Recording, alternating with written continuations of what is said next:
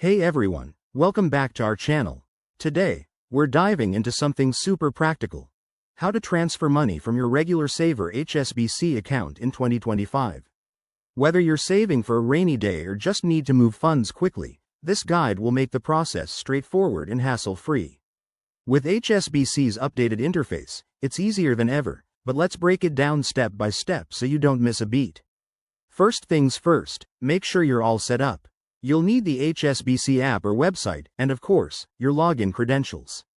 Start by opening the HSBC mobile app or heading to their website on your computer. Once you're there, log in securely using your username, password, and any two-factor authentication they require. Security is key, especially in 2025 with all the new tech. Now, once you're logged in, navigate to your account's dashboard. Look for your regular saver account. It might be listed under Savings or Accounts. Select it, and then find the Transfer or Move Money option. It's usually right there on the main screen. Next, choose the type of transfer. For internal transfers within HSBC, it's simple. Select the destination account, like your everyday checking account. Enter the amount you want to transfer, double-check it to avoid any mistakes, and add any necessary details, such as a reference note for your records.